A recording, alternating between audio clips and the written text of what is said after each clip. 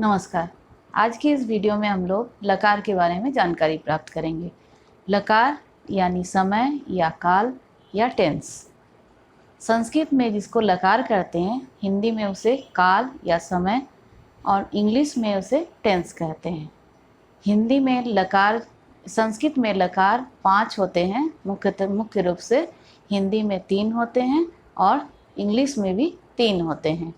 हिंदी में जैसे वर्तमान काल, भविष्यत काल और भूतकाल। इंग्लिश में present tense, past tense, future tense. और संस्कृत में लट लकार, लेट लकार, लंग लकार। ये तो मुख्य रूप से 3 होते ही हैं। इसके अलावा 2 और होते हैं, लोट लकार और विधिलिंग लकार। ऐसे तो लकार जो होते हैं संस्कृत में 10 कहे जाते हैं, लेकिन साधारणतया बच्चों के सिलेबस में 5 ही लकार पढ़ने को आता है। तो आज हम लोग लकार के बारे में चर्चा करेंगे और उसमें भी लट लकार की चर्चा करेंगे। तो आइए आज हम लोग लकार के बारे में जानकारी पहले करते हैं, उसके बाद जानकारी प्राप्त करते हैं, उसके बाद हम लोग लट लकार के बारे में चर्चा करेंगे। लकार यानी हिंदी संस्कृत में जिसे लकार कहते हैं, हिंदी में उसे काल कहते हैं और इंग्लिश में उसे टेंस कहते हैं। लकार का प्रयोग विभिन्न कालों की क्रिया को बताने के लिए किया जाता है। विभिन्न कालों की क्रिया से मतलब है जैसे लकार प्रेजेंट टेंस में या वर्तमान काल में हम कहते हैं कि वह पढ़ता है, उसी को जैसे भविष्यत काल में हम कहते हैं या लेट लकार में कहते हैं वह पढ़ेगा, और भूतकाल में उसको कहते हैं वह पढ़ चुका। इसी वाक्य की क्रिया को बताने के लिए लकार का प्रयोग किया जाता है। लकार संस्कृत में 10 होते हैं। लट लकार, लीट लकार, लूट लकार, लेट लकार, लेट लकार, लोट लकार, लंग लकार, लिंग लकार और लुंग लकार, और 10वां है लिंग लकार। वास्तव में ये 10 जो हैं प्रत्यय हैं जो धातुओं में जोड़े जाते हैं। धातुओं में जोड़े जाते हैं और जोड़ करके फिर उसका संस्कृत में वाक्य बनाया जाता है। इनमें प्रारंभ से लेकर अंत तक सभी में ल होता है। लट लकार, लीट लकार, लूट लकार, जितने भी यहाँ पर लकार दिखाया गया है उसमें सब में प्रारंभ में ल होता है। इसी कारण इन्हें लकार कहा जाता है। मुख्य रूप से लकार 5 होते हैं। बच्चों के सिलेबस में भी 5 ही लकार को पढ़ाया जाता है। उसमें से जो लकार हैं वो इस प्रकार हैं: लट लकार यानी वर्तमान काल, लीट लकार यानी भविष्यत काल, लोट लकार यानी आज्ञार्थक, लंग लकार यानी भूतकाल और विधिलिंग लकार यानी चाहिए के अर्थ में।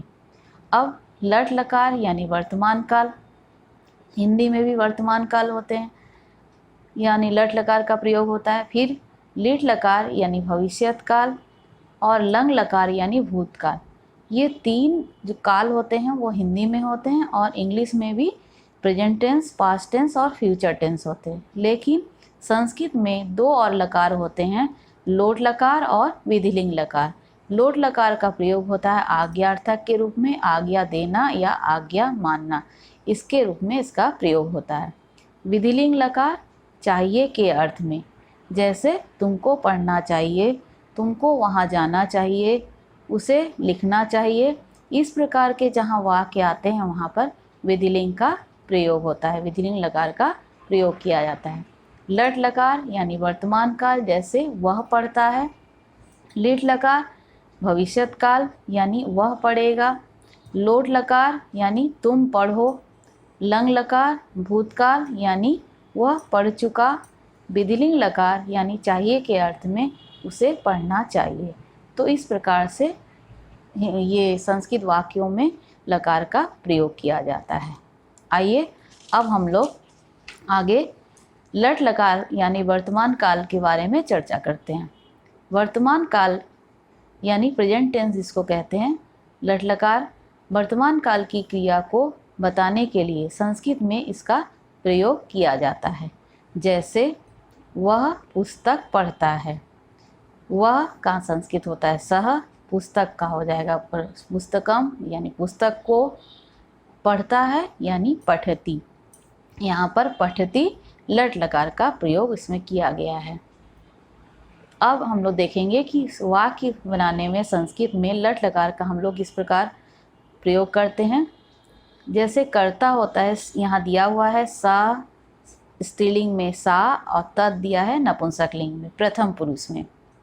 इसके अलावा नाम भी हो सकता है, सर्वनाम शब्द भी हो सकता है, संज्ञा शब्द भी हो सकता है। यहाँ पर द्विवचन में तो यानी वे दो, ते स्त्रीलिंग में वे दो और ते नपुंसकलिंग वे दो। बहुवचन में ते यानी वे सब पुल्लिंग में, ता यानी स्त्रीलिंग वे सब स्त्रीलिंग में, तानी यानी नपुंसकलिंग में वे सब। मध्यम पुरुष में सर्वनाम शब्द में त्वम यानी तुम, युवाम मतलब तुम दोनों, यूयम यानी तुम सब। उत्तम पुरुष में अहम मतलब मैं, आवाम मतलब हम दोनों और वयम मतलब हम सब। प्रथम पुरुष में स, सा, तत् या किसी भी का भी नाम, उसके साथ हम लोग लट लकार में ती का प्रयोग करते हैं। तो, ते और ते के साथ यहाँ पर तह का प्रयोग करते हैं। ते, ता, तानी बहुवचन में हम लोग इसका प्रयोग अंति के साथ करते हैं। हम लोग धातु में ती, तह, अंति प्रथम पुरुष में लिखते हैं। मध्यम पुरुष में त्वम तुम, युवाम तुम दोनों, यूयम तुम सब। इसके साथ त्वम के साथ हम लोग सी का प्रयोग करते हैं, युवाम के साथ थ का प्रयोग करते हैं और यूयम के साथ थ का प्रयोग करते हैं। जैसे अगर धातु रूप लिखना रहेगा तो हम लिखेंगे पठसी, पठथा, पठत। मध्यम पुरुष में त्वम के साथ सी आएगा, युवाम के साथ थ आएगा, यूयम के साथ थ आएगा। उसके बाद आता है उत्तम पुरुष, अहम, आवाम, वयम। अहम यानी मैं, आवाम यानी हम दोनों, वयम यानी हम सब। कर्ता अगर अहम है तो हम उसके साथ क्रिया में आमी लगाएंगे। आवाम अगर दिया है कर्ता तो उसके साथ आवा लगाएंगे और वयम अगर करता है तो उसके साथ आमा लिखेंगे।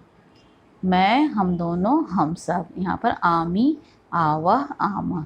पूरा फॉर्मूला हो गया ती, तह, अंति, सी, थह, थ, आमी, आवह, आमा। अब हम लोग आगे देखेंगे लट लकार में हम लोग धातु रूप किस प्रकार लिखेंगे। पठ यानी पढ़ना, पठ धातु का रूप सबसे पहले हम लोग देखेंगे। पुरुष, प्रथम पुरुष, मध्यम पुरुष, उत्तम पुरुष। वचन में एक वचन, द्विवचन, बहुवचन। एक वचन में अब ती के साथ पठ जोड़ दिए तो शब्द हो गया पूरा धातु रूप बन गया पठती। द्विवचन में पठ के साथ तह जोड़े तो हो गया पठता। फिर पठ के साथ अंति जोड़े तो हो गया पठंती। मध्यम पुरुष में पठ धातु के साथ सी जोड़ा तो शब्द हो गया पठसी हो गया। फिर द्विवचन में पठ धातु के साथ थ जोड़ा तो पठथा हो गया। फिर पठ के साथ थ जोड़ा तो पठथा हो गया। उत्तम पुरुष में पठ धातु के साथ आमी जोड़ा तो हो गया पठामी। फिर हो गया पठावा, फिर हो गया पठामा। यानी पठती, पठता, पठंती, पठसी, पठथा, पठत, पठामी, पठावा, पठामा। इसी प्रकार से हम लोग जितनी भी धातु रूप होते हैं हम लट लकार में इसी प्रकार लिख सकते हैं। जैसे चल धातु का रूप लिखना हो तो लिखेंगे चलती, चलता, चलंती, चलसी, चलथा, चलत, चलामी, चलावा, चलामा।